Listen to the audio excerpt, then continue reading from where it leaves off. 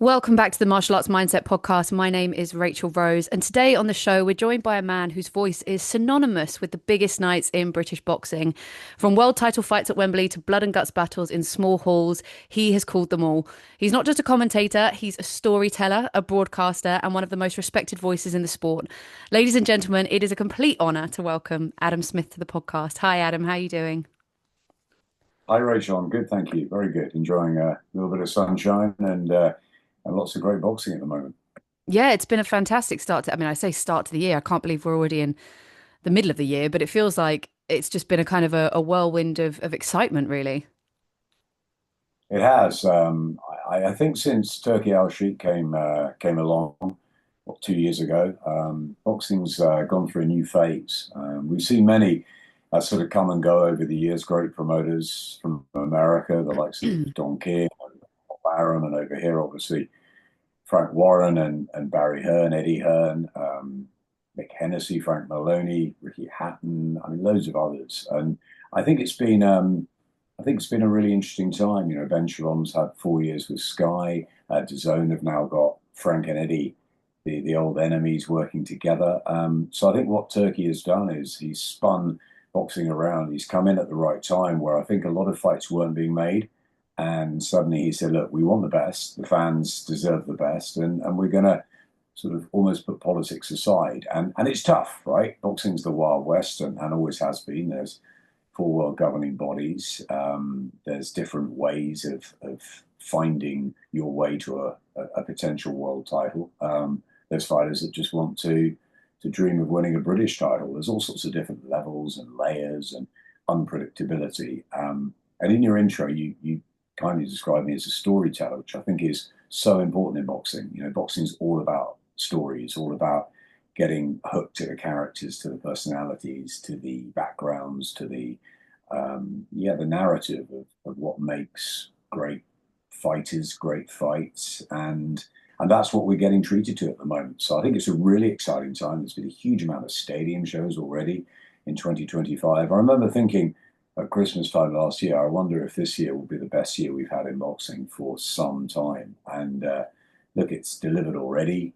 We have many more to look forward to. 4 weeks away from the Usyk Dubois, which is a huge event for British and world boxing, the undisputed title for the first time ever at Wembley Stadium, our national home. And then we've got obviously Italma, the rise of Moses, and his big fight with Dillian White in Saudi. We have Canelo Crawford going to Netflix. Before all that, we've got the weekend in the States with Katie Taylor and the Ring Magazine shows, which are starting to really rock and roll. So it's brilliant. And that's before we even get into the autumn until possible Eubank Ben rematches and heavyweight matchups and other great things. So yeah, look, it's a fantastic time for boxing. I enjoyed so much of my career at Sky and sort of loved that. But when I got ill and had some time out, I think it's refreshed me, and I think I've come back into it now, sort of working with DAZN and Talksport and Ring Magazine, doing some writing. I feel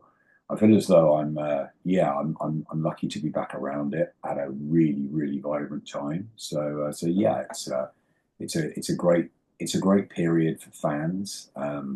I've launched my own YouTube channel, The Voice of Boxing, and the idea of that is to bring some content to fans, to bring fans content, to bring fighters and fans sort of together. And I think that's what it's all about. We're all fans of the sport, and none of us would be here without the fighters. So I think we should all remember and respect that they're the reason we're doing this. But yeah, it's a very exciting period. It was really wonderful just to hear you talk there because, you speak so eloquently, so clearly. It's so you helped me in that moment just break down what's coming. Sometimes you can get overwhelmed with the amount of, because you see there's so much on social media and so much noise and so many things that's happening. Sometimes my brain gets a bit like, what's the next one and what's the next one and what have I got to remember? And even you just saying that I'm going to come back to this, in a couple of days and be like, Adam has just reminded me. Um, have you always been a boxing fan, like forever? Has that always been, or is that something that was developed into you later, like just in your journalism career and how it all evolved? It's a great question. I was a sports fan since I can remember. maybe 4 or 5 years of age, I chose Liverpool as my football team. My dad was from Leeds. I didn't want to be like that. I wanted something different. All my friends were, I grew up in North London, all my friends were Arsenal or Spurs fans. I wanted to be different. So I picked Liverpool. So I guess that was my first real love. I got into tennis really young, the likes of Borg and McEnroe. I love rivalries and Chris Evert Lloyd and Martina Navratilova and that sort of generation. I love tennis. I grew up on cricket. I played a bit of cricket, not well. I didn't play any sport particularly well, but I love watching it. I was just thrilled with the sort of the stories, the drama, the especially the almost like the single sports like tennis, maybe athletics, boxing. You know that it was so sort of raw and real, and and snooker and darts, almost like individually, it's all on your shoulders. Even with trainers and preparation, you sort of have to go and deliver that. And I was always in awe of that. So boxing was one of the sports I liked. I was a big fan of Tommy Hearns. I liked his gold trunks. I liked the history of the Kronk Gym. I actually got to spend a huge amount of my early career with Emmanuel Steward, which was incredible education, I think, in the boxing world to have that time with someone like him. But I love the Kronk, I love Detroit, I love Tommy Hearns' style. And I also love Barry McGuigan and what he did for Ireland.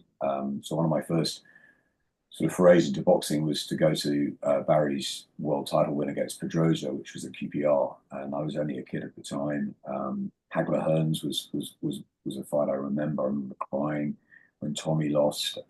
So yeah, look, it was there from an early age, but I wouldn't say it was the single sport. I mean, I still love all sports, but I think something about boxing gripped me, and yeah, I loved it. I mean, I was lucky enough to go into the commentary box at various places in football and in horse racing and darts as well. And I sort of just kept writing about sport and kept talking about it and told everyone that would listen that I was going to be a sports commentator when I was 9, 10. My voice hadn't even broken. So yeah, like I interviewed a kid the other day in Birmingham, a kid Yeah, called saw that. Teddy Geraghty, and he ran with Eddie Hearn in the 5K in Birmingham, and he told me that he was going to be a fighter, and there was just so much confidence in there, and it reminded me a little bit of what I was like as a kid. I really was determined to be a sports commentator, not necessarily a boxing one, but a sports commentator. I just thought I'm not very good at sport, but I watch it. So I watched so much of it. I didn't think anyone watched as much as I did. And so I wrote about it and I did sort of voice tapes before my voice had broken. And I did a lot of acting. I was never any good at that either, but I did it. And I think all of that gave me the confidence to be able to utilize my voice and yeah, and I went through university. I did theatre and TV and film at uni. I went out to work at CNN after I left university in the political bureau in Washington. That took me to NBC in London and to ITN onto the news desk. So I did quite a lot before I even got into Sky, basically based in news. And again, it was that storytelling, it was the quick moments, it was the fast decisions, which I learned a lot in the newsrooms. So when I went to Sky, it was pretty much in its infancy. And I just sort of tried to break doors down to get in. And then when I got in, Vic Wakeling had just turned over as the head of Sky Sports. He was the head of football before, and he was a big boxing fan. I had an interview with him. There was only about 40, 50 people in Sky Sports, and we were all going to be thrown in to do lots of things. And he said that there's a chance that boxing might really grow big. We've got Chris Eubanks World Tour. We're talking to Frank Warren about his getting his stable over from ITV, and they had the likes of Frank Bruno and Nigel Benn and Steve Collins and Prince Nassim Hamed. And of course, Frank had the links with Don King, which would have given us Mike Tyson. So suddenly it was beginning to evolve. So yeah, I sort of got. I'd spent a little bit of time with CNN with Evander Holyfield.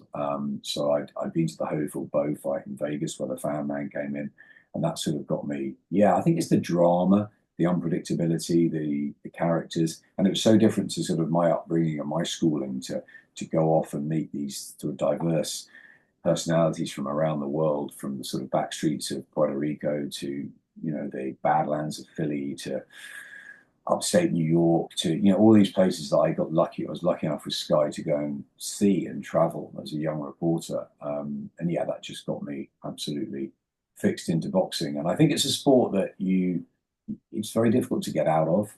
I think when I was ill, I had the opportunity to say, okay, maybe I should do something else in my life. But but no, I love fighters, and I really care about them.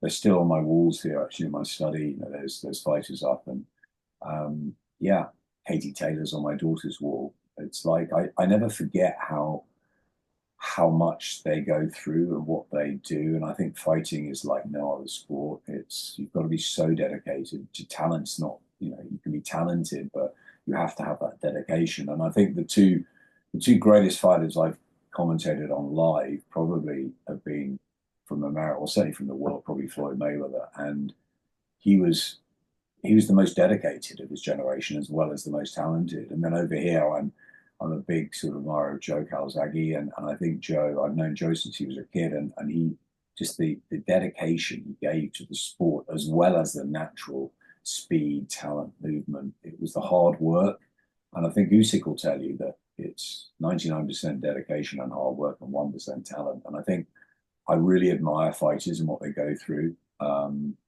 So yeah, I think it's a lot of things, but yeah, I was hooked on boxing pretty young, and I still am today. And I've worked really hard, but I feel that I've never worked today, if you know what I mean. And I'm just lucky enough to be around fighters, you know, whether it's top level and the likes of your Canelos and your Crawfords and your Usyks, or whether it's the journeyman like the Camden Caretaker and others that sort of work around the circuit and earn a good living and test the young prospects. I mean, I've got so much respect for anyone that's brave enough to get into the ring. And yeah, and I think a big thing for me at Sky was the the the movement of female boxing, the sort of ascent of it. Um, I mentored Savannah Marshall for a long time. I've known Katie Taylor for a long time, and I think I that was an area that I was really proud to be involved in, to see them grow. And I can't wait to be at Madison Square Garden in a few weeks, because I think it's the sort of thing that I dreamt of that would happen in boxing. So yeah, look, a lot of things changed over the years. I've worked with a lot of different people, a lot of fighters, promoters, managers, trainers, broadcasters, commentators, journos. But I think that it is the fighters that I love most. I think sometimes that's difficult. You can fall in love with them, which is pretty hard. I did that with Nassim Hamed, and that led to an amazingly close relationship, but also difficulties when, you know, you say things and you have to as a broadcaster. But yeah, we look back at that and laugh now. But yeah, you do sometimes get too close to them, which is hard, right? Especially when you're calling a fight and you have to be totally neutral, and it's very important not to have any bias at all, and that's tough, right? When you get close to some of them. But yeah, I admire and respect anyone that gets in the ring, and I think that's what's kept me involved in the sport for so long, because yeah, I admire them so much, and I've done that since I was a young boy. That was amazing, really, really wonderful insight, and I resonated with a lot of the points you said. I mean, I'm a performer as well, singer, songwriter, actor, so I totally understand the support system that you have with performing, being in front of camera, being on microphones. It's just kind of second nature, which I definitely think has helped me step into the world and be so comfortable in the position that I'm in as a newbie. Um, I also I was going to ask you along our conversation, but you've kind of opened that up to me quite nicely about biases. So, um, forgive me, I don't tend to structure my conversations. I like to let them flow, because I know that there will be things that you say that I'll want to dig into, and this one was a particular one. When I'm, excuse me, watching the fights, if I have a particular fighter who I am fond of or a fan of, or someone that I've met a few times and have a kind of allegiance to because I kind of want them to win, I find myself viewing the fight through the perspective of wanting them to win. So it can blur sometimes what I'm actually seeing, because I'm sort of witnessing the fight how I want it to be. And sometimes I have to stop myself actively, because I would like to get to the position that you're in, and I would like to one day be a commentator. So I've been practicing already, having that sort of that trying to step back from the biases. How do you find that? Like, how do you navigate that when you do, whether you have a personal relationship or if it's just that you kind of you want the fight to sway a particular way? Like, how do you, is it just practice, or is it a conscious choice that you're like having to think, do I want to say this because it's what I want, or am I saying this because it's what it is, if that makes sense? Yeah, it does. It's a great point. I'm not blowing smoke here, but you've got a lovely voice, and I think Thank that you. you have that, if you have that passion, you should definitely go for it, because I'm, as much as I love sort of looking or helping, mentoring, I guess, looking after and sort of just sharing advice really with fighters. I'm quite close to Carl Davis, who's a young fighter from Stoke. I mentioned Katie Taylor, we're really close friends, and there's a lot of others that I to help out, but I also want to inspire commentators to come through, because I think it's brilliant. I don't think there's enough female voices in boxing yet. I think it's really changed for the better. I took the chance of having a female presenter at Sky and Kate Abdo, and that was brilliant, and it changed a lot of opinions, I think, which was brilliant. And then Anna Woolhouse took over from her, and I think it's led to more. It's great having female fighters, but also we need the female broadcasters and journalists and more of them. And it's great seeing some at ringside and around the pack now. But yeah, look, I'm divulging a bit.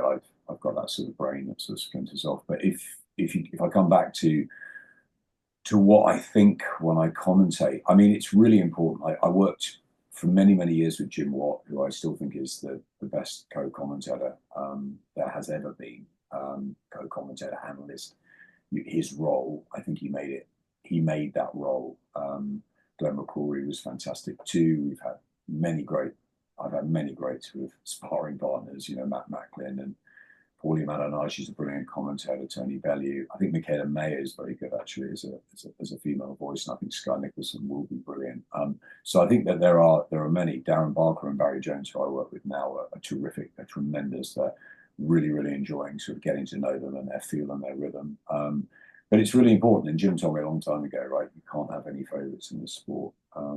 You're a broadcaster, and it's very difficult, because when I was a reporter, I spent a lot of time on the road, and I spent 15 Lennox Lewis camps, 10 Mike Tyson camps. I was in these Riddick Bowe, Evander Holyfield, that sort of generation, Oscar De La Hoya, Diego Corrales, Shane Mosley, Roy Jones, all these fighters, amazing fighters that I spent so much time with. And it's really hard, right? And at that time, I wasn't commentating, so I was reporting. But I think, well, I've learned when you pick up a mic, that has to go out the window.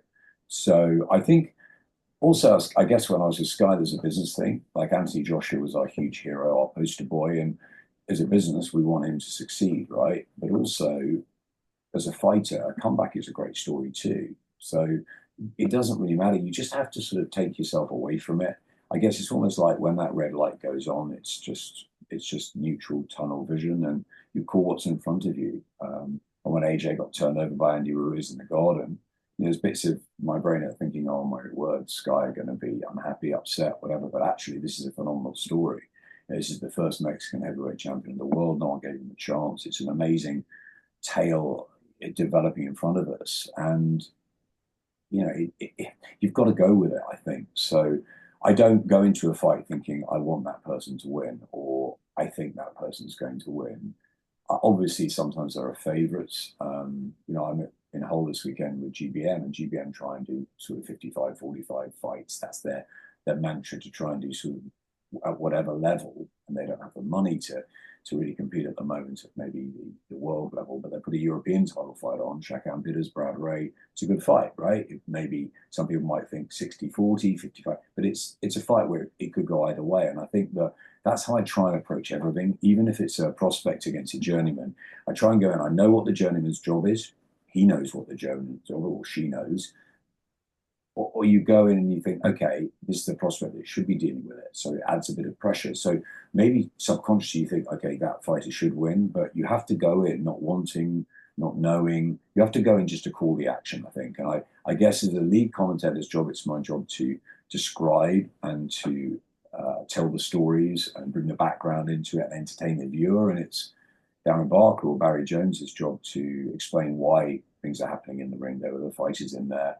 Why is it getting tough after 7 rounds? How do they deal with the cut? What's happening to their legs at this point? What's it like, coming off the floor? All of those sort of things that the fighters know that I don't. So obviously I get a sense, having been around ringside for 35 years, of how a fight's developing. And you do think that as you feel a fight as you go through, because we've seen so much. But because I haven't been in there, or I've only been on the pads, or I haven't been in there properly, it's like I have to rely on the experts. They're the experts, the Tony Bellews, the Carl Framptons, the Johnny Nelsons. They're the experts, the guys that and the girls that have been in there. I brought Tasha Jonas over to Sky because I thought she's phenomenal, right? She's come back from a defeat. She's a mum. You know, how has she got back to where she's got back to in the sport? She talks so eloquently. She's such a great ambassador for Liverpool. You know, I thought she'd be perfect at Sky because she'd just give a great opinion from where she's been from for so many factors. And I think that's what makes great analysts and great commentators. Not only have they been there, but they can almost identify with every single level. Like Johnny Nelson is so good because and was so good as a ringside host because he could relate to the world champions like your Lennox Lewis's, your Floyd Mayweather's, your Tyson Fury's, but he could also relate to the four rounders or the six round fighters because he lost his first three professional fights. He lost 10 of 13 amateur fights.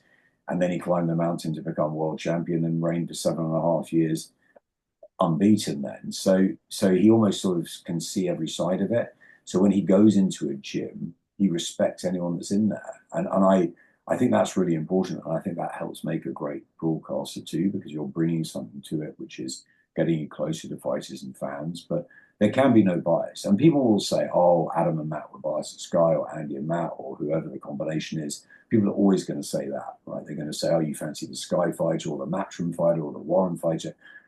It's just not true. Do I have opinions on what I think of fighters? Of course I do. Was I massively impressed with TMA's debut the other night? Do I think Moses Tauma is going to be the world heavyweight champion one day? Yes, I do. I do my thoughts, but when I go into a fight like a Tauma and White, I've commentated on most of Dillion's career. I know him through and through. Just because some people may say a Tauma's the favourite going in, or some people may think, oh, if a Tauma gets rounds underneath and then it could get tough. I've got to go in and think, right, I've analysed this fight, I've talked to the guys about it, but you've got to go in and just call the action. And I think it's not, you've got to take that away from your mind about who you might want to or who you hope or whatever. You've got to go with it because boxing is so fluid and so unpredictable that anything can happen, particularly at heavyweight, that anything can happen in the ring. And I always, from the other side of it at Sky, when I was head of boxing, I would think, right, we do all the build up, we push the event, we try and get everyone to tune into box office. We do the countdown shows, we try everything to build up the story. Froch Grows, what a great story, build it up. When that bell goes, there's nothing you can do. It's down to the fighters. There's nothing you can do as a TV broadcaster. But what I can do, if I've got a mic in my hand, and I'm lucky enough to have that, is I can describe and entertain the fans. That's really my job. And if I think something like that's the right decision or the wrong decision, I can say that.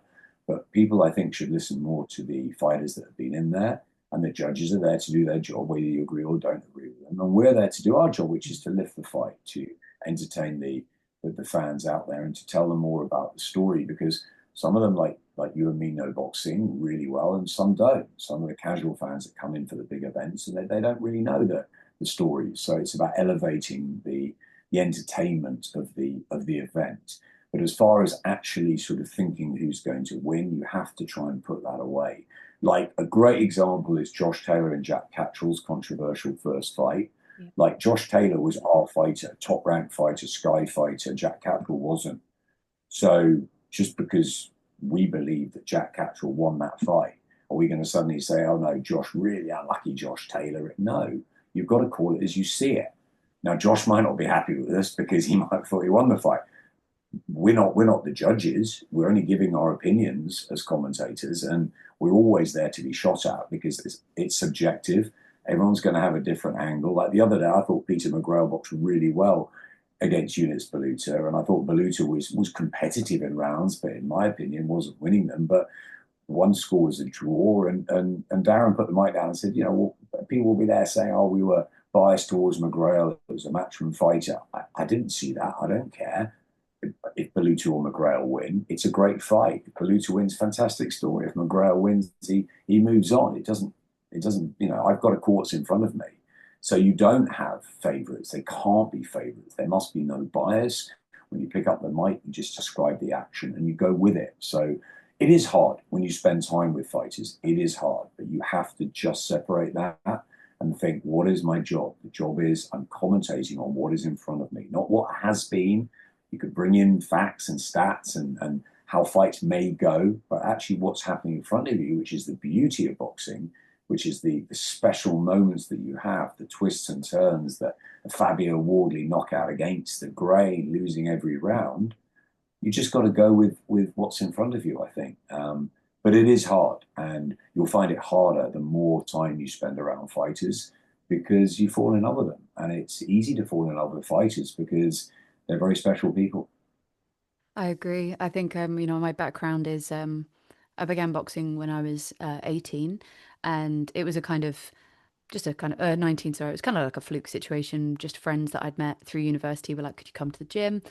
And within the first 20 minutes, they wanted to train me up for the Women's Amateur Championships because I had a kind of an innate skill, like an innate flair for the basics. And around the same time, I was diagnosed with a heart condition, so it meant that I'd been gifted this talent and this skill, and then told I couldn't do it. So I went on this kind of strange journey for the next 14 years of getting close and then being told no, and wanting to be an amateur and not being allowed, and wanting to fight through England or ABN not being allowed, and then giving up and getting up and picking it back up again and giving it up until 2022 when my life was falling apart. So I decided I was going to do a white collar event because all I had to do was basically sign a waiver and say, if I die, that's my fault. Um, and it was the first time I got in the ring, and it was one of the happiest days of my life because it was something I wanted for such a long time. But it was very, very tough to get there. So then I decided to become a coach, and so I've been a boxing coach for a few years, and then that's now led me into this journalism world. And I think the reason I wanted to move into this space is basically, as you just described, was fighters are special, and they're special for so many reasons. I think also I have a connection because I understand them. I feel like there's a hidden language within people who want to be punched in the face, um, because there's something that's been carried, that needs that outlet, needs that space. And I think that is remarkable. And actually, the majority of the boxers I've met are sweet, kind, gentle souls. And I don't know if that is that they are that because of boxing, because they have an outlet to themselves, or that they are that, and it is amplified by the fact that they have this outlet. And it's definitely, made me realize, these are very wonderful human beings. I feel very lucky that I get to spend my time with because I never got to turn into a boxer myself, but I get to spend time with them and talk to them. And then, like you say, share stories and talk about the stories. And the stories for me, with anyone around the sport, I find so fascinating, yours included, the promoters included, like anyone who's just around it in general, because I feel like everybody carries a great story to be in this sport. Because there's a real misconception around boxing, around martial arts in general, about what it means and what it represents and what people think it is and what it actually is. And it's an art form. Something that I noticed with you is you're very calm. You have a very calm energy, and you speak at a pace that's very easy to keep up with, even when you're passionate and kind of in those moments on the mic. And it's something that I've really reconciled because when I get excited, the Irish in me kicks out, and my pace of wording goes from 0 to 100. So I have to learn how to like Lost slow, you slow. Oh, are you there? Oh, are you back? Yeah, just lost you for 20 seconds. Okay, where did you get to? I got to you said about being calm. No, didn't say Yes, anything you're else. very calm, and even in the exciting moments, you remain steady in how you deliver your message. So for me, if I get excited or full of adrenaline, the Irish in me kicks in, and I go from speaking at sort of this pace. And then I can get as many words in. Like my word count is quite impressive, but you have an ability. But obviously, you're still delivering the message to the people, even if you're excited by the moment. Is that something that have you always been this calm, or is it something that you've, through practice, developed a sort of an ability to land the message while you're excited and all this stuff is happening and still be able to portray this story to everyone? Because it's a real skill. I think it's experience. just a long time getting sort of used to the way that it all works, I suppose. I mean, if you listen to my dictaphone before my voice had broken commentaries, there were 200 words a minute probably. I mean, it was just, you. I think that's how you all start. Everyone starts off. We're fast. We want to get our words out. We're nervous. We're on adrenaline. Everything. I think it is a bit of a, and it's not a mess. It's just very excitable, I think. I think it's a number of things. I learned under the best in Ian Darke, who's the best commentator that we've had, I believe, in British sport. I, I I watched the likes of Harry Carpenter and Reg Guttridge. I worked with at the end of his career, and the Dan Maskells in the tennis world, the Brian Johnsons in the cricket. I was obsessed with commentators, John Watson, Barry Davis in football. And I've never wanted to be the best commentator. I just wanted to commentate because I just love talking about sport. And I think it is years and years of sort of work, probably, is the answer to your question. I don't think it comes like that. I think it's something that you got to go through a lot. I think I'm a lot calmer as a person since I've had my cancer, because I've got a different perspective on life. So I think coming back to the boxing world, um, without working for a corporation like Sky, which I lived and breathed for 30 years, and it cut me open. I bled Sky, but I think all things change and evolve. And I mean, my father is one of my heroes. He worked in retail for many, many years at Marks and Spencer, the same sort of years as I worked at Sky. And he moved on and went sort of plural or more independent. And he did that in his early 50s, and he's now 84, and he still does some of that. And I think that's been experience, and he's got, I'm sure, a much calmer way about him that he did probably when he was, even though he wasn't in front of a camera, that he was in sort of serious retailing for a company for a long time. So I think you learn things. I certainly got a different perspective since sort of my return to the sport. I'm very grateful for the doctors who saved my life, and that gratitude is, I guess, I'm probably more humble than I was before. I think that I look out for others more. I do work in the food bank locally. I try and help fighters, probably naturally, maybe more than I did before. That's being honest. I think, when you're flying around the world with Eddie and it was all sort of go, go, go and big hotels and all that, do you know what I mean? It's you sort of get carried away a little bit probably. And I think that I'm a bit more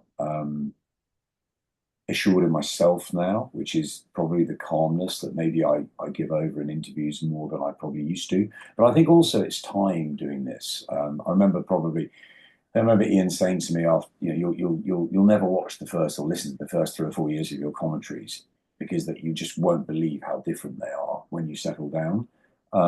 He talked to me about light and shade. He talked to me about just being yourself as opposed to being someone you're not. And I think at the beginning you try and portray someone. You're a presenter. You are trying to be that person that you think that people want you to be. But I guess a great example is Des Lynam. I don't know if you watched a lot of Des Lynam when he was sort of presenting the sports world for many years, but Des, when he would do the World Cups, he would do things like before the tournament would start, he would sort of finish, I don't know, an England build up, and he would finish looking at the camera, and you just felt so comfortable with him because he'd look at you in the camera and he would just say, get your sit notes in at work, take a day off. I know you're going to be, I know it's a Sunday night, so Monday or whatever, the first England game. So I think you're going to be with me tomorrow. Just get your notes in. We all want to be part of this, don't we? And anyway, the show would finish, and then you see him the next day, and he'd go, "Thought you'd be with me." And it's just little things like that that just made me feel that the more you're talking to people, it's quite hard at the beginning when you've got a camera lens and you're talking to a box. I'm a people person, so I like people around me, and when you're in a studio and it's quite cold and it's say you and three guests and a few cameras, it can be quite sort of static. You feel like a little bit sort of tense, I guess. I was thrown into some early presenting when I wasn't supposed to be. Like Paul Dempsey was sick, and they're like, "Ads, you're in." And I'm like, "Wow, oh my God, I've never done anything without an auto cue or whatever." And I think by going through those difficult moments makes you realize that it's you're just talking to people. It's just a communication, and I think it slows you down. Oh, don't get me wrong. When something's exciting, you really go for it, and of course you build through the levels, and then you're probably talking utter nonsense, and you know, things are incredible and unbelievable and phenomenal, and blah blah blah, blah and you're getting out your seat. But I think generally, I think that I just want to try and make whoever's listening as comfortable as possible and feel that I'm just like you. I'm a fan. I don't like feeling that I know more than the person watching because they may know a lot more than I do. But I just am comfortable with giving answers and talking because I've done it for so long, I think. I don't know, my family would say sometimes that, you know, is this Adam the commentator or Adam the dad or the husband? And I think sometimes I probably bring a calmness into the house because I don't know.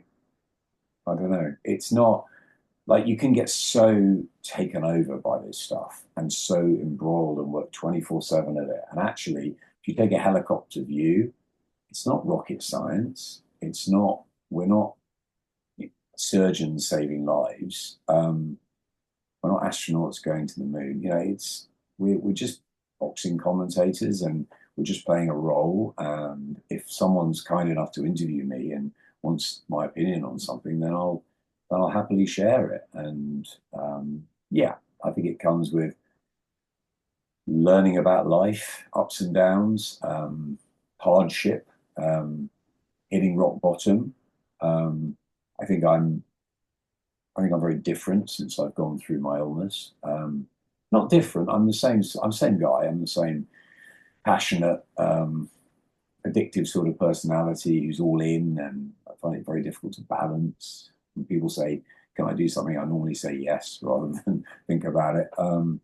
But yeah, I guess it's a calmness because I'm comfortable in my skin, and I don't have the masks or the presenting style that maybe I did. Hi, I'm Adam Smith from Sky Sports, and I've got a microphone in my hand, and this is how we should talk. And I think I did that, a lot of that. And probably people look at me going, why does he speak like that? Whereas now I feel like I speak like me. And I think it comes from years and years of being being in this space, I guess. And also dedicating myself, doing a lot of work. Yeah, and loving it. I think it's a passion. I love being at ringside. I love having a mic in my hand. I love going backstage to meet fighters. I love going to try and help fighters when they lose and pick them up and send them a message or yeah, I guess it's yeah, I guess I just love doing it. Yeah, and it's definitely it oozes out of you, you know, you can feel how much you love it. And obviously that comes out in the work as well. I think the fact that you don't just see it as like a paycheck or something, you know, something a box to tick. And I don't actually think anyone can think of boxing like that. I think when you're in, you're all in because it's that kind of it chooses you. You know, I had this conversation with I think it was Brandon Glanton. We were saying, you know, boxing chooses you, it finds you and it stays. Um That's a I really good point. That's a really good point. Like I know a few people that I've worked with who've moved out of boxing, who've been engaged in boxing for a long, long time, and they've almost like moved totally away from it. Like they don't want any more to do with it because it's been that part of their lives. But it's very, very hard to do that. It's very, very hard to leave it because I think John Pegg. I took my eldest daughter, to a show a few months ago, and John Pegg said to her, "Oh, "Hi, Jesse, welcome along. Do you like your boxing?" And she said, "Yeah, I like, I like the action." And he goes, "Well, I'll tell you something about boxing." He said, when God decided who the lunatics were going to be in the world, he got them all and he put them all in our sport. And do you know what? I think there's something about that. I think I'm looking up at something I've got on my wall, which is it's an interesting thing. I'll read it out to you. It's a few different quotes that I often look at, and one of them's about yeah, just about that. Not the lunatics, but how different maybe people in boxing are to people that aren't. Um, there's one that says boxing is the only sport you can get your brain shook, your money took, and your name in the Undertaker book. That's Joe Frazier. The same hand that can write a beautiful poem can knock you out with one punch. That's called poetic justice. Irish Wayne Kelly. Boxing is just show business with blood. Frank Bruno. Everybody wants to go to heaven, but nobody wants to die. Joe Lewis. Boxing is like jazz. The better it is, the less people appreciate it. To me, boxing is like a ballet, except there's no music, no choreography, and the dancers hit each other. Jack Handy. This is the one I love. If you screw things up in tennis, it's 15 love. If you screw up in boxing, it's your ass. Randall Cobb. I'm the astronaut of boxing. Joe Lewis and Dempsey were just jet pilots. I'm in a world of my own. Muhammad Ali. Very different quotes there. I think that maybe you're right. Maybe boxing does find us. I certainly am the only person from my very selective private school that I was very fortunate enough to go to. You know, my parents were, even though they split, they were brilliant to me and they gave me the best start in life. But I think I'm the only person from that school probably that ever went into boxing. And I'm so glad I did because I met so many different people, um, so many diverse characters. Um, I remember walking in New York one time and I was going to commentate on um, Vladimir Klitschko and Sultan Ibragimov for the world heavyweight titles. And it was a unification. And it was the first unification for a long time. And I remember thinking, it wasn't a great fight, by the way, so don't look at it back. But I remember walking to the garden thinking, if it finishes now, I will forever be grateful that I found boxing because the amount I've learned being in the gyms around the world, watching fighters grow from 10, 11, 12, 13, 14-year-old kids through their careers into their adult lives and see their families. It's just extraordinary. I sit next to Darren Barker every week. Darren, I remember as a kid, as an amateur, and I've been part of his life all the way through, and now we're co-commentators and friends. And my former PA at Sky, who became a brilliant person at Sky, and she's now a floor manager and terrific at DAZN and freelancers. She works for all sorts. Originally Beth Taylor, now Beth Barker, and they got married and they've got two kids, and you just get entwined. And it's, yeah, Ricky Hatton, 20 years since he beat Costas Hugh, and the week after he beat Costas Hugh, he came to my wedding. Just little things. And I think fighters are different. And the fight fraternity, like I remember Jamie Moore as a fighter, as an amateur, fighting his heart out all the time. So when I see him train fighters now, I know what he's gone through. I know what he gave to us. And I think it's that longevity maybe in the sport, but it's still the passion and enthusiasm of the kid inside me that wants to do it more than ever. I can't wait to get to Hull to see this show. I can't wait to be in Manchester next week. I'm very lucky to be back doing what I love. Um, yeah, I think it is. I think boxing does find you probably. And I know now I had my opportunity to go and do something else, and I didn't want to. So I think that tells you everything. Yeah, I think it does. I mean, I was really sorry to hear about your illness, and very very pleased that you're well and you're back on your feet. I know that must have been pretty awful time for you and very scary, and magic that you're back exactly where you're supposed to be on that microphone ringside. Um, I went through my own rock bottom a couple of years ago, different circumstances.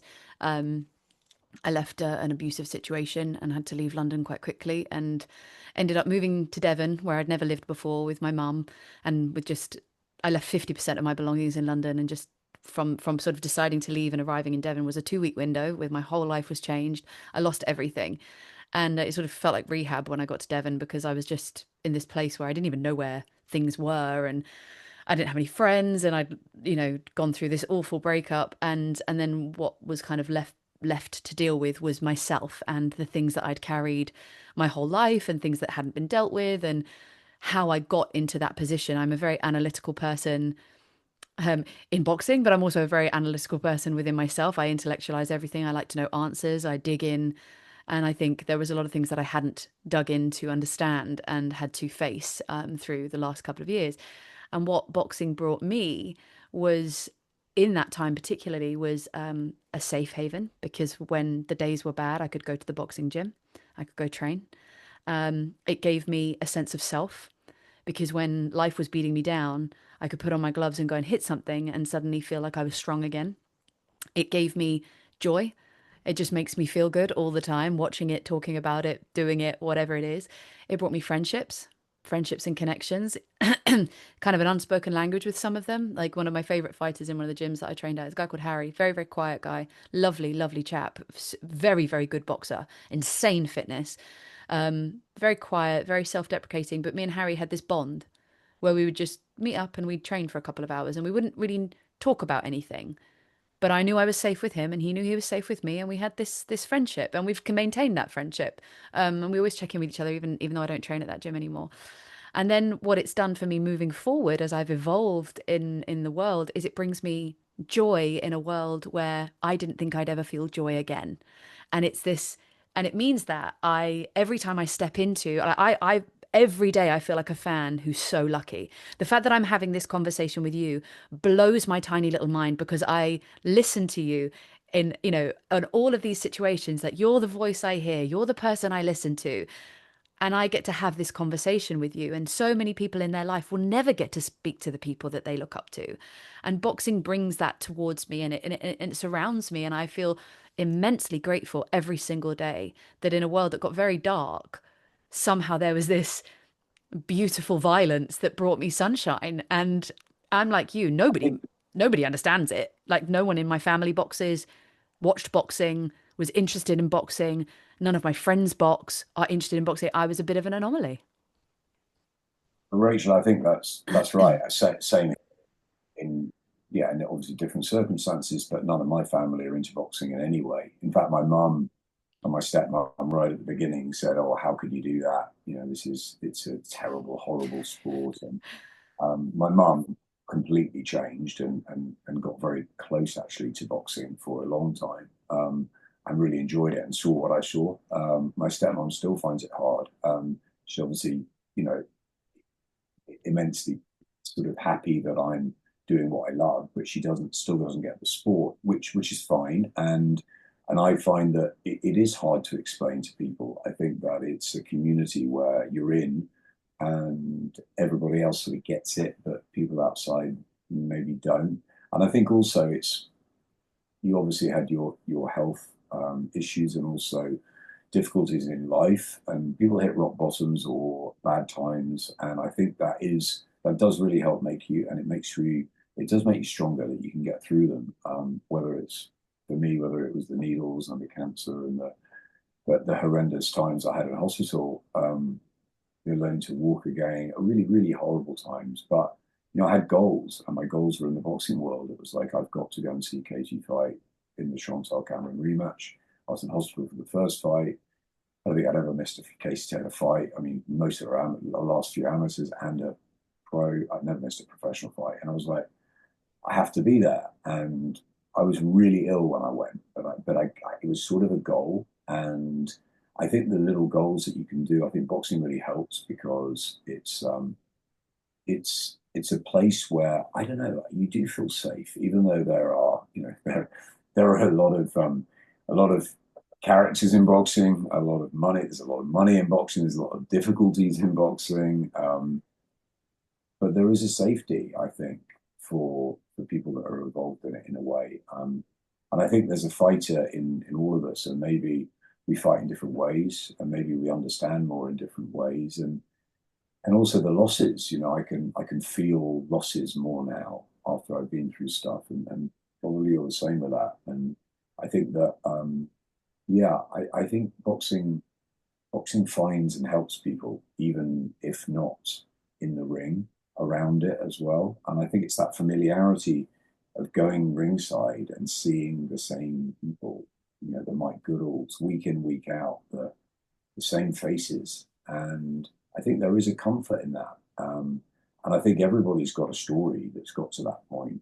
Um, and it's the sort of sport that keeps you on your toes all the time. Even before social media, where it is obviously 24/7, it was pretty 24/7 as a sport. Anyway, I remember doing stuff. I remember actually being in this study on Christmas Day, and Adam Booth and Frank Warren arguing over a fight. And I remember thinking, the Christmas dinner's downstairs, and I'm here. It is a sport that consumes you, and that was, as I said before, the likes of Instagram and Twitter and Snapchat and everything else that sort of make everything so immediate. And I also think the other thing is I've learned through my children. I've watched my kids grow, and they're now all teenagers, and I've watched how they consume stuff, and what they want to listen to or they want to hear to. And none of the three are particularly big boxing fans, but they all sort of have a fascination with what I bring back, the stories I tell them and stuff like that. And yeah, it is. It's a special sport. It's a sport that is different to others. I mean, I think the most like boxing or combat sports, even though it's not in many ways, and people might find it strange that I say this, and it's the other sport I love most, is tennis, because there is the dedication and the vulnerability on the court, and the physical and mental strength it takes if you're one on one to get through that when your coaching team can't be there to do it for you, where you don't have teammates, where it is open and exposed. And the difference, I guess, is that the tennis players play each other every other week, or they play the same sort of people, the same matches. But I've got close to quite a lot of tennis players who love boxing, and sort of vice versa as well. And they see that sort of the same sort of feeling of what maybe you have to go through in your mind, and how physically draining it can be, what you've got to put your body through.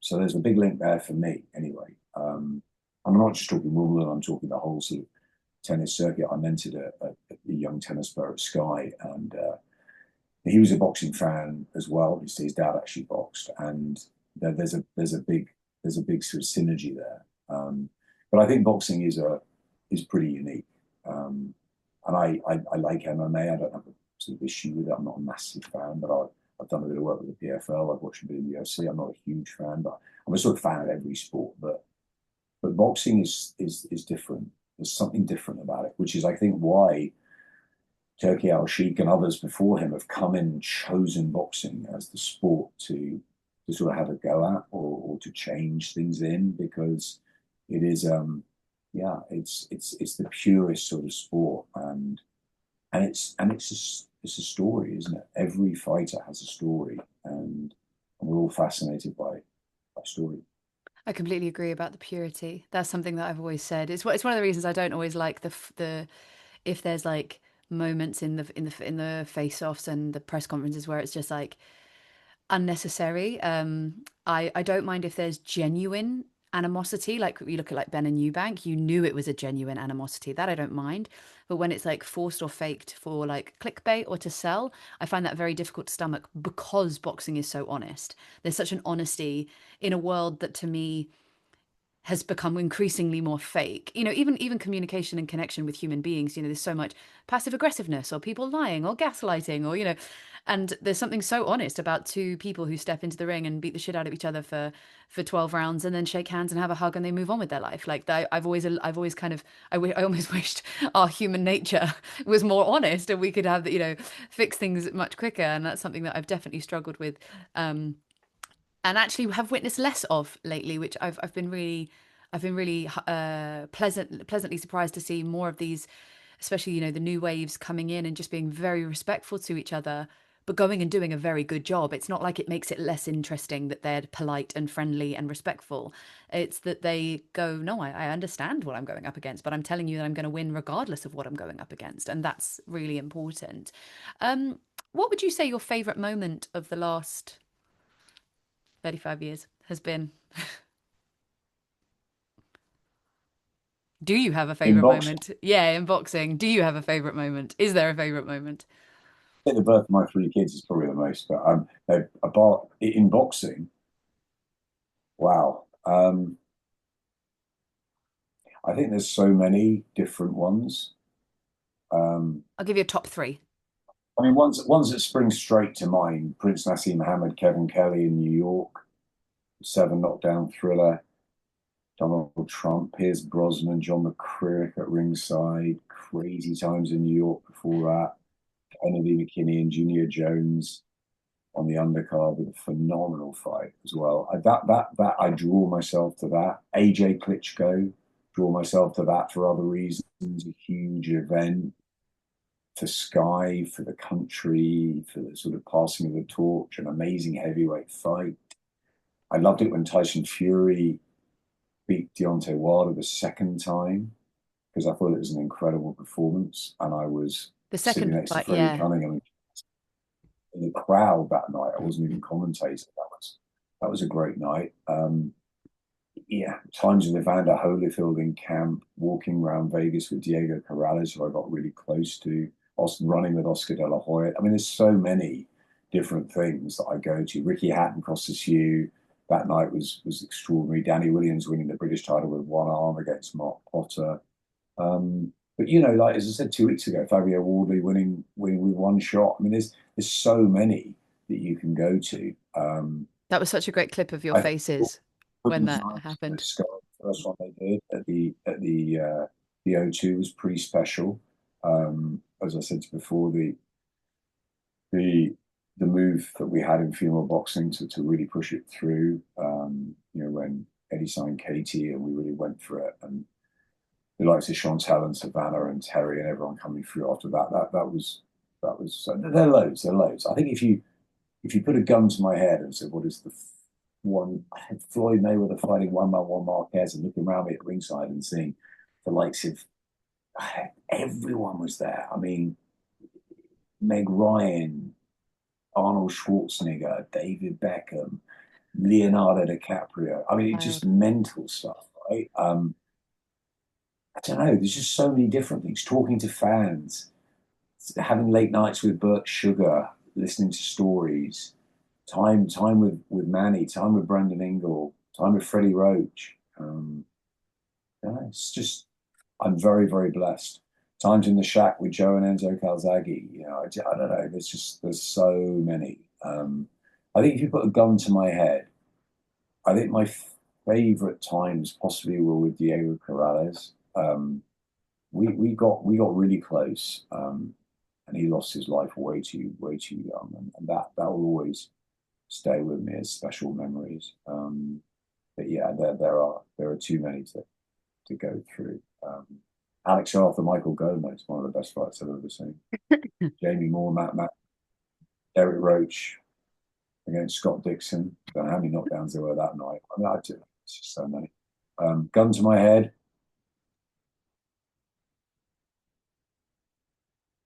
either commentating on Floyd Mayweather or commentating on Vasily Lomachenko and watching his feet. When he fought Luke Campbell, I watched Lomachenko. After 2 rounds, I knew what was going to happen. For Luke, I'm seeing him this week. I thought Luke boxed really well that night, actually. I watched Loma's feet for most of that fight, and if that's not poetry emotion, I don't know what is.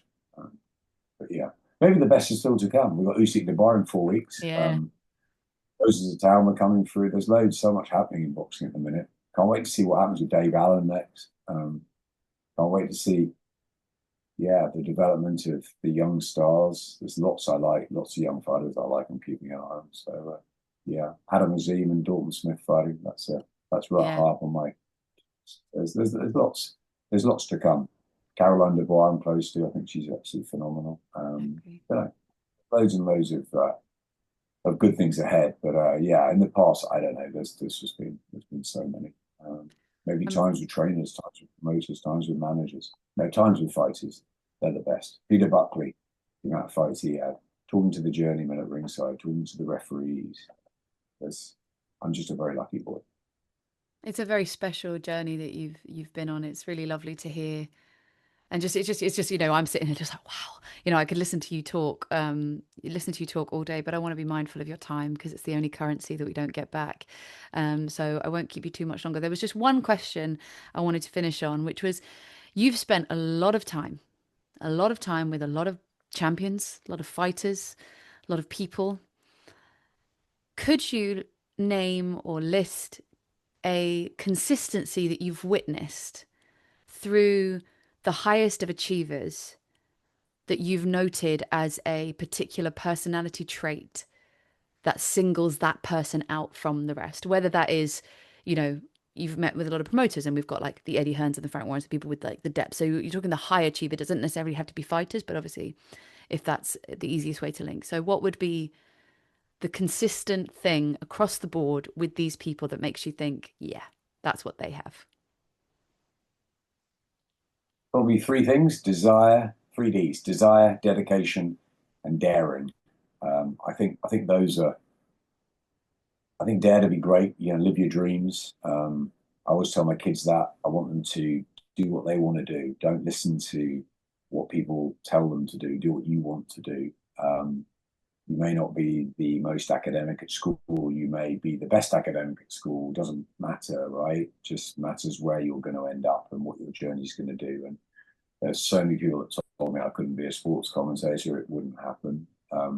So I think dare to be great. I'm not saying I'm in any way great, but I dared to be good. I dared to do something different. So there's the bravery there. I think maybe I didn't have the bravery of getting in a ring, but I was brave in that I wanted to do something that I wanted to do, and I tell my kids that every day. Every day I said, I don't. I'm here for you. Whatever you want to do, I will help you. And I think that with that goes dedication. I think you've got to be more dedicated than the person next to you. I think you've got to want it so much. So there comes the desire. I think it's you got to want it, the passion, the dedication. You've got to work so hard at it, and you've got to dare. You've got to challenge yourself. So I think those are the things.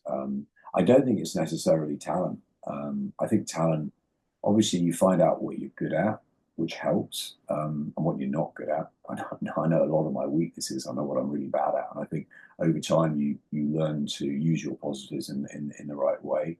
But it's not about. I agree with Usyk. I agree with those who say it's more dedication than talent. I think that hard work is imperative. Um, yeah, what would I say to a young aspiring commentator? I would say, passion, dare, break doors down, and just want it more than anybody, and work harder than anybody. And I think that's what it is. And I think that talent will come through with the dedication, if that makes sense. I think if you want to do it badly enough, there's got to be something about it. I mean, like I would love to be able to sing. I was put in the choir when I was a kid, and I remember a guy turning around and going, will you mind not singing because you're just so bad? So I remember having to mime some stuff because these people thought I was so awful. And I was like, I was really sad because I really wanted to be able to sing. But I thought, okay, I'm not good at that. But what could I do? So I think you've got to be a bit honest with yourself as to, you can't go and do, I couldn't go and be a fighter because I'm not brave enough in the ring. I couldn't do it. I'm not strong enough. Right. So that's not on the agenda. But I know what I like doing and what I can do or what I've worked really hard at doing.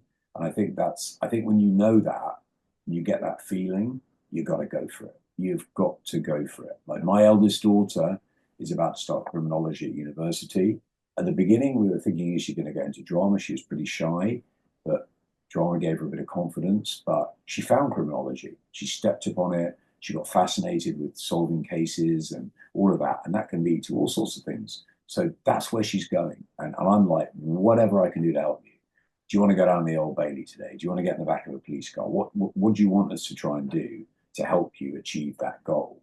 my son is very academic and annoying and wants to make a lot of money.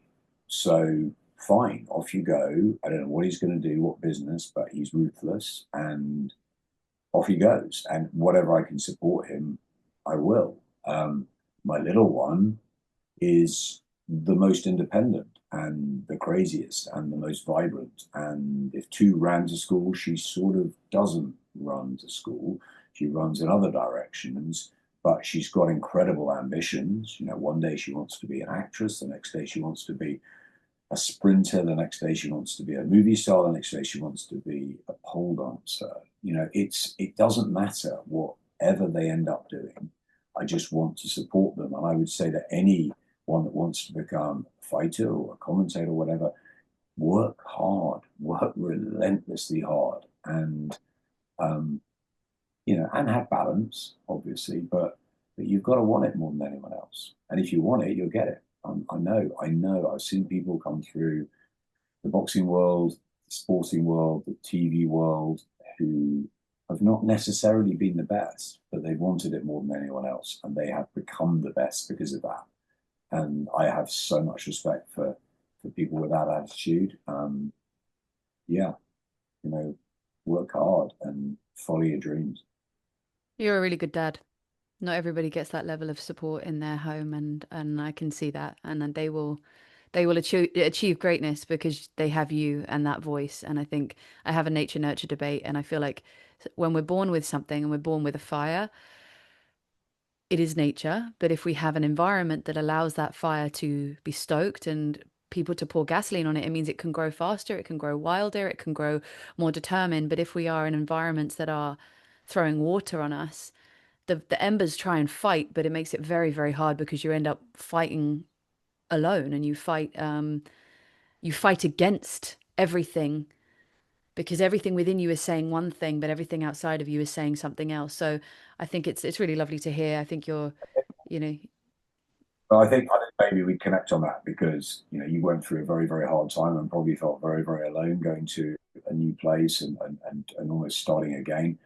I found that in hospital, night after night, where I was thinking, I don't know if I'm going to get through this. And there's a fight in you, and yeah, I've got my three kids to fight for, but it was like, yeah, my family and my friends, but you've got to do it. And I think once you've been through that, I think it makes you realize that you want your kids or the people you want to support, you want them to do what they want and what they love because their life's short, and I want to make sure that they get supported and that their confidence flies rather than, as you said, throwing water on it because I just don't see I just don't want them to struggle and suffer. I want them to thrive and whatever way it is. I don't care what money they make, what career they choose. I don't get any of that. It's not important to me.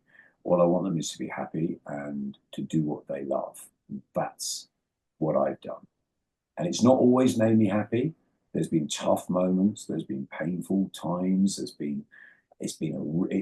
not easy. Boxing's not easy, but I have never worked a day in my life, and I've worked harder than most people I know. So, work that one out. It's a love of something, and it's all about supporting and being there to help as opposed to fight it. You've got a love of something, go for it, and if you don't hit the stars, you hit the clouds. But you'll have fun. yeah, definitely have fun. Adam, it's been really, really wonderful to talk to you. I'm really grateful for your time and just giving me an insight to you and your story and experience. I feel like I could talk to you for hours. I think you should do a documentary and you should just go back over all your footage of all the things that you've done because I would watch that documentary. I think it'd be fascinating to sort of see all the footage of all the conversations you've had and places you've been, and it's just wonderful. And I'm very much looking forward to. I'll be in Manchester for the lead up next week. Unfortunately, I can't be at the fight night, but I will be for the lead up. So hopefully we'll get to chat in person. Um, And now that I've broached, I laughed at Darren Barker. Obviously, I approached you and said, when I look up to people, I get really nervous about how to approach them, and it stops me being a human being. So even though you and I have been in the same room so many times, there was just a blockage within me where I couldn't just walk up and be human. And I did the same with Darren Barker because I look up to him as well. But I've managed to have a chat with you now, and I've had a chat with Darren. So I feel like I've like got through my barriers of awkwardness, and I'll be able to have a chat with you in person next week, which would be really wonderful. I look forward to it. Thanks again, Adam. Have a lovely rest of your day. Go and enjoy the sunshine. Thanks, Rachel. Bye now. Cheers.